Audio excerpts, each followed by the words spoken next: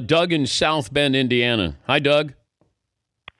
Hi, how you doing? I heard you guys were coming up this week, and all of South Bend is shutting down. I think they're closing a couple restaurants and having special parties for you guys. Is there something special going on for you guys? Something special. A little tailgating, and that's about it. Unless there's something that you want to tell us about, we don't have anything planned. Well, the entire PR department over here at the facility is talking about Dan Patrick and his group coming in. I think they have a tent on the sideline, full catering, and champagne. Is that what's going on? Is this Doug Flutie? Yeah, we're coming to town. We're coming to town. The game will be on NBC. We're getting moved out of our boxes. We got secondary hotel rooms. I think they have suites set aside for you guys. I mean, really. Doug, we're a big deal. How you doing? Yeah. I mean, you won a Heisman. We're a big deal. Evidently. I've heard that. Let me give we're sleeping in tents. Let me give a full intro. Doug Flutie, part of NBC's coverage of Notre Dame and USC coming up this weekend. What's the weather going to be like kickoff time? It's going to be a little chilly. It's going to have that nip in the air. It's definitely turned, and it's breezy today. I'm not 100% sure about tomorrow, but it's going to be different football. It's going to be football weather.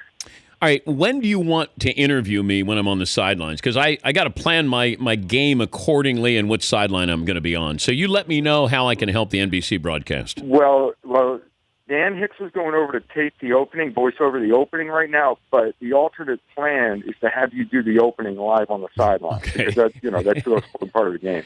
I did speak to both teams and said if you want me to give a pregame speech, I would do it. Actually, just go from Notre Dame to USC or from USC to Notre Dame. I'm willing to do that. I think just before kickoff, they're going to bring both teams to midfield so you can speak. Can I do the coin toss? I'm sure you can. I mean, all you got to do is say you want to. That'd be kind of cool. That I bring the Danettes out there with me and we do the coin toss? The Danettes, I think they can get to the hash mark. Hey, that's further than they thought they were going to get. When it comes to this game, I talked to Brian Kelly about this yesterday, but you're preparing for a team that you're not quite sure what it is and the motivation and how they'll play. And a lot of times when teams have adversity, sometimes you bring out the best in those teams. How does Notre Dame sort of view this moving target that's USC coming to town? I think from a Notre Dame perspective, they ignore all that and just have the motivation of they got the tail kicked last year. And a lot of you guys were embarrassed, and it's time to pick it up and play your best football. It's USC. I think that's their motivation. I think from a USC standpoint, this coaching change and everything, it doesn't affect these kids. We talked to a bunch of the kids who were out at USC the other day, and, they were just happy that someone from the outside isn't coming in. They're still, the offensive coordinator has been promoted, and it's business as usual for these kids. They've been through this thing before with Orgeron a couple of years ago, and it's really not affecting them. In fact, the practice was very lively and a lot of enthusiasm. Now, there's a lot of talent out there. Oh my goodness, they can fly around. They've got athletes, all their tailbacks. They go 4 deep at tailback that are flyers.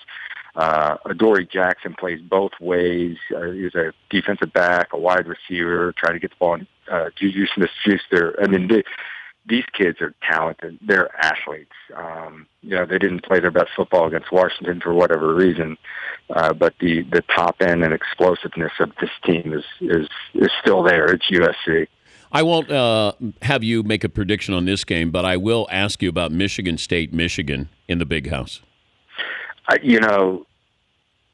thought going into the season, Michigan State is a team to beat, and Jim Harbaugh just does an amazing job. So, he surprised me. I mean, they got beat by Utah opening week. We didn't know how good Utah was.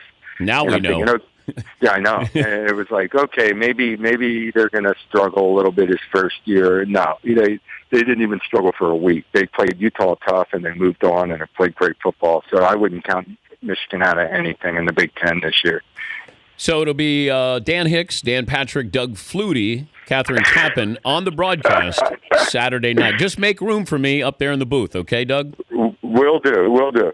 Thank you, buddy. All right, take care. All right, I'll see you tomorrow. That's Doug Flutie joining us from South Bend, NBC. Coverage starts at 7:30. Well, when we show up is when it starts.